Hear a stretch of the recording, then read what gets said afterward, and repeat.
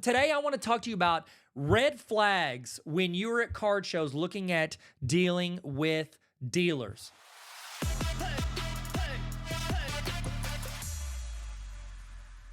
With this, you're judging a book by its cover, Tyler. Absolutely. If you can't pick good design, I'm not buying your book. I'm kidding. There are some books that are great based on the cover. And that's what I really want to call this originally was, don't judge a book by its cover, but I felt like it was too vague. So we're just going to roll with red flags whenever you are trying to deal with a dealer at a card show. I'm going to tell you a quick story that inspired this, and then I'll give you the red flags. So I was at the Houston card show, and I was walking around and just, looking, glancing. I had a couple cards I wanted, but I didn't want to go crazy. If I saw them, I saw them. If not. And that was a weird sentence way structure. Continue. Bring your brain back, Tyler. So I'm walking around, and I see it's a LeBron James. It's the Topps rookie card where he's wearing that white suit. It was 2003, y'all. White suit holding out the Cavs jersey. Y'all know what I'm talking about? So it's that Topps card. And I have a PSA 8 and then a PSA 8.5 of it. And so I was finally talking to myself in my brain, and I was like, I don't need duplicates of all these. So I was like, I had the PSA 8 and I was willing to sell it. I think I had it, it goes like $200 to $300 normally. I think I have it listed by now on eBay for $300, something like that. So it's a little over, just waiting. I think LeBron cards are going to go up, so I'm just kind of waiting there until it comes up. And plus, if I don't sell it, I still like LBJ.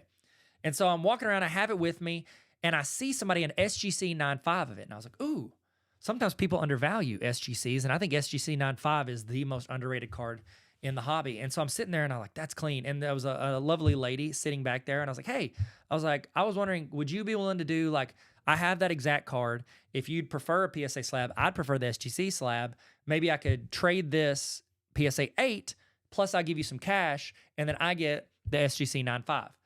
And the guy comes around, and she was like, oh, well, I'd have to call. He's walked away for a second. I was like, okay, I'll probably come back around. So I walked around for a while, and then I came back through, and the dude was there, and I'm trying to think of the best way to say this, because, again, this is judging a book by its cover, and you can judge me by, I'm wearing, literally, my wife detests this hoodie. So I wore it to honor this. That's why I'm looking like a trash bag. Anytime I post a video of me wearing this, people are like, what happened to your shirt? Can you afford a new shirt? Buy cards, you can't buy a new sweater. It was made like this. It was made ugly, so I didn't make it look uglier. Actually, my daughter ripped it because she thought it would be funny, and she pulled on the hood, or on the pocket, the little Joey pouch. So I'm sitting there, and this dude walks up, and he looks like an extra from Breaking Bad, to be polite. And so I'm like, oh my gosh, I don't know if this is going to go well. So I pitched him the same thing. I was like, hey, I got a PSA 8 of this. Would you do that, some cash? For the SGC 9.5. Okay. Sometimes some guys find it's easier to move PSA slabs. I'm like, ooh, maybe that would work to my favor. I get a better grading company of a better grade, and I just foot a little bit. And he was like, well, let me look. And started looking up comps. And I'm sitting there watching him, and I'm kind of keeping an eye on him while I'm looking. And I can see his screen, which I don't know if that's faux pas or not, but I can see his screen. And he starts writing down comps, And I noticed he scrolled. He was on 130 point. He scrolled, and he found one comp that was 177. I was like, ooh, that's pretty low. That's pretty low. So he comped it, and that was my first little red flag. I was like, oh, I don't like that he wrote that one down. And then I saw him scroll past some $200 and $250 comps. So it ranged anywhere. Lowest by far was 177. Everything else was 200 to 250 for the PSA 8s. But he only wrote down the 177. And I was like, this dude's about to straight up write the worst comp and ignore the rest. I was like, ugh. No. So I even said, I was like, oh, is that the only comp on there? And so it almost I kind of lightheartedly called him out for it. And so he was like, oh, well, yeah, there's one here. And he was like, it's just kind of all over the place there. And I was like, yeah, I get it. And I said, but the SGC 9.5s, there weren't near as many comps on it. He had it 400. There weren't as many comps on it. And so I thought maybe I could just kind of talk about what a PSA 9, SGC 9 was going for, and then we could kind of get close to that with the 9.5. But he wanted to stick to the 400 on his price, and it's he was kind of interested when it was 177, but as soon as he started writing down the other ones, he was like, yeah, I don't think we're going to do it. And he kind of called it off, and I was just like, cool. So when does caution turn into a hard pass for you as the dealer and or the buyer? For me, that first red flag was him only writing down that comp. I knew what kind of dealer this dude was when it came to buying from other people, because he was cherry picking that data. And You want to, I'm not saying you have to go with the last comp on anything. I'm not a full believer in that. I think you average them. But if you only want to pick that one bad comp and be like, well, this comp's here, well then, okay, cool. Can I go find your comp? And would you allow me to do the exact same thing? Whenever you're dealing, like I've always said this, the sports card hobby is like the Wild West when it comes to pricing. It's absolutely insane to me. And I'll make a whole episode on this. But like nobody walks into Walmart and they grab like a beach towel and they're like, hey, you take it to the front. You're like, hey, this beach towel, y'all have it listed at 15. It just sold on eBay for 9. Will you take 8? Or you take 7? Like nothing else works that way. But then we act like that's the way it's supposed to work. I have a sign when I set up at shows and it said comps real big. And it says, comps are crazy and subjective. Let's talk about it. I'll work with you as long as I don't have a personal connection to the card. And so, which is mostly just my JP cards. And so, like, I know some guys, like, I have so much into it. I get what you have into it. Doesn't mean it's worth that. I have cards, I put $3,500. I've got a card, I have a LeBron James rookie card. I have $35 in that card. Bought it for $32, tried to cross it over for $300. That's $3,500. It is now worth about $1,700 to $2,000 at the most. That's the way it works. I do not expect to get $3,500 for my card. I can put it at buy. I can price it whatever I want, but I don't like. It's not the job of the buyer to compensate my bad purchase. That is one of the fallacies we fall into, especially sellers. I do too. I want to get $3,500 for the card if I want to sell it. I will not, but I could price it at $3,500 and just be like, hey, I'm cool. I will wait till I'm not losing money on it. I want to break even. I'll wait till LeBron James retires and his card prices come up or inflation hits to the point where I can get it. So when that guy, the Breaking Bad dude, was like, yeah, I don't think it's going to work. He didn't even like pitch me. I was like, okay. And he's like, will you buy it straight up for $400? I was like, I think I'm good. Thank you so much. Like, then I'd have to go out and sell the other 2. I was like, I think I'm good. I want to save my money to buy some other stuff. And it wasn't really on top of my list. And so I walked away and he seemed fine with it. We did to pay another day. That's from Waterboy, I think. Yeah, solid reference. 10 points to Gryffindor. So I didn't like that he cherry picked those comps. That was my first red flag. The red flags you should look for when dealing with dealers at shows. And this is not a comprehensive list. I would love for you to throw, if you're on YouTube or Spotify, throw in the comments your red flags. What sticks out to you? I know some people, they're just like, hey, if you have a New York accent, I'm not going to deal with you. I'm like, I don't know if is that voicism? The voicist? Is that voice accentist? Is that a way to say that? But I know some dude told me, he said, not everybody that has a New York or New Jersey accent will rip you off, but everybody who's ripped me off has a New York or New Jersey accent. I'm like, that's a Venn diagram for another day. I'm not going to step my toes into that. So I'll give another example, another quick story. Or no, let me just hit the red flags. First red flag, they cherry pick the comps. They pick the comps that are beneficial for them, whether it's your card being low or they pick 3 comps to go, oh, this is one comp for you. It's really low. And it was 3 sales ago. Well, those 2, and they dismissed the first 2 for insert reason here. But then for theirs, they pick this comp, or you find a decent comp and they blow it off. And so a quick story, I was at the Dallas Card Show and it was trade night. And I was walking around and this guy had a Jordan Poole National Treasures RPA. And I had that LeBron James Topps Chrome card I was talking about earlier. And it had come down. There was like sales like at the time, like as low as 1,800 and as high as 2,200. And it's a BGS 9.5. And I'm sitting there, I was like, hey, would you do trade or sale? Or, and I said, are you interested in buying? He's like, maybe. And he's like half paying attention to me, half talking to his buddy. And I was like, sure. And I showed him the LeBron and he looked up some comps and he was like, yeah, you got, last sale was 1,800. I do 1,700 at the most. And I was like, okay, but then there's also a sale right after that, more recent for 2,200. He's like, oh, but that's, and he found a reason not to. I was like, oh, okay. So I didn't sell it. And then I saw his JP sitting there and I was like, ooh, how much for that? And he goes, 750. And I was like, all right. And so let me look up some comps. His was numbered out of 75. An out of 49 had just sold for 500. And I showed him that. And I was like, hey, because he had shown me comps. So I was like, I'm going to show you comps. I said, yeah. I said, another one, and I'm looking, the patches are comparable. And I said, hey, 1 out of 49 just sold for 550, and yours is out of 75, and you got it $200 higher. Or I didn't say it like that, but that's what I was addressing. I was like, you got this one, you got this one. What do you think? And he was just like, oh, no, this one's, and he like it was just not even a real reason. He was just like, oh, but that one went under bids for something. And I get there are reasons why stuff goes low, goes high, bad timing, all that. But You didn't take any of that into account when you gave me a pitch at my number and you did that. So that's when I was, as much as I wanted that card, I was like, I'm going to walk away. And what do you know? Your boy ended up buying one. You can't see it. Oh, pull it down. I ended up getting an out of 49 Jordan Poole. Nope, yeah, out of 49 Jordan Poole, National Treasures. I just bought it my time. 6 months later, bought it on bids. The second red flag, I call this the trust me, bro. So the first one's the cherry pickers. The second one, trust me, bro. Trust me, bro. I was at the Dallas Card Show, and the internet was absolute dumpster fire garbage, melted dumpster cheese garbage. And so it wasn't working. I couldn't check any comps, and I was at a table, and this guy had a lot of graded Jordans, some low-graded stuff, but then he also had like 2 raw cards, and one of them was a gold. It's right here. It was a gold Encore Jordan out of 25. See that? I don't know if you can see it or not. Gold Encore Jordan out of 125. And he had him, he wanted 200 for him.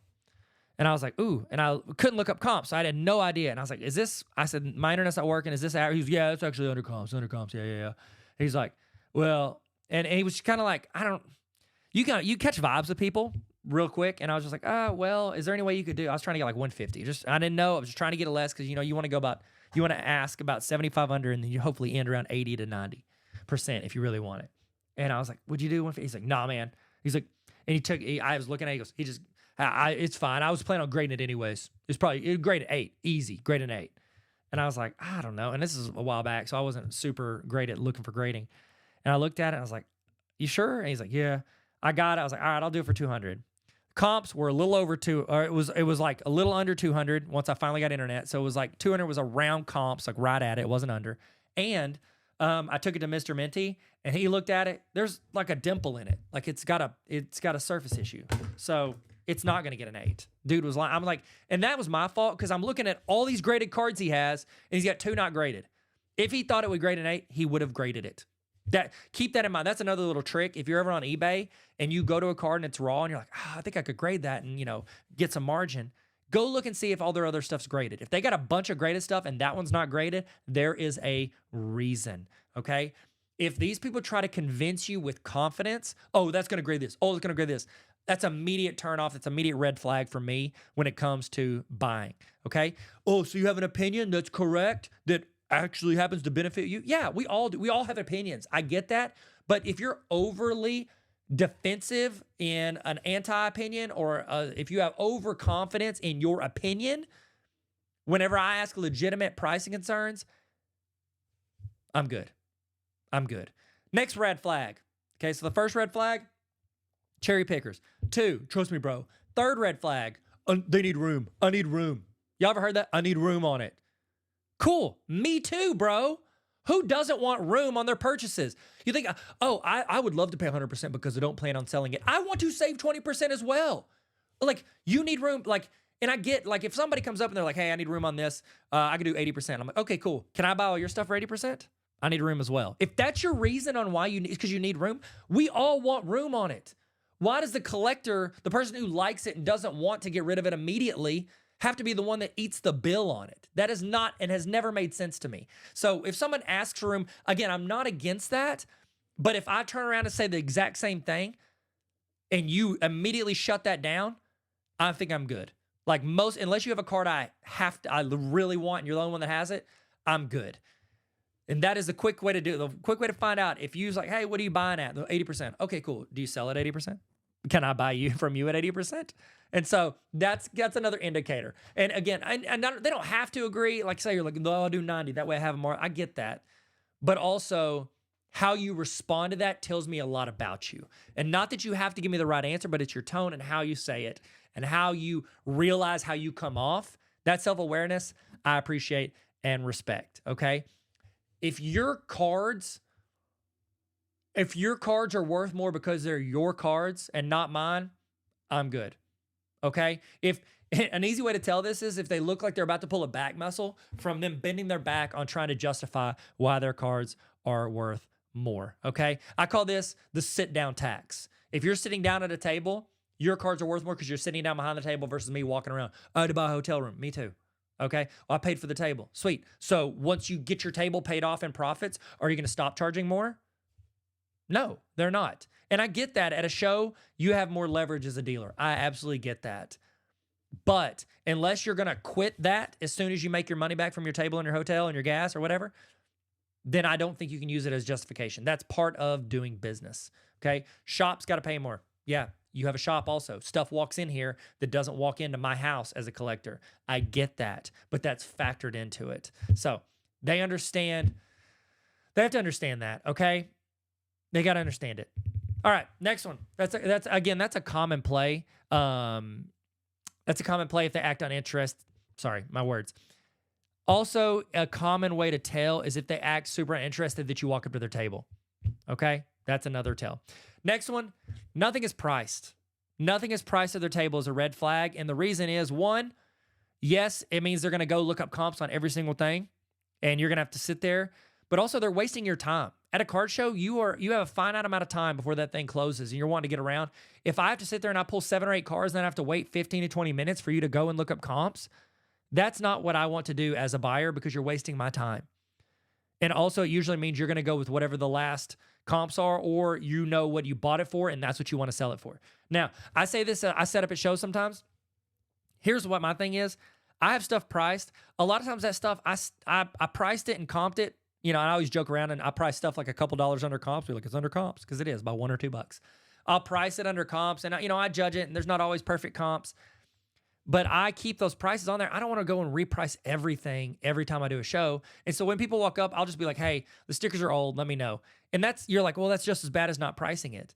Well, I bring a price gun, and if somebody looks up comps, I reprice it or I reslab it, or at least you get an idea for stuff. And some of my stuff, it goes up. Guess what?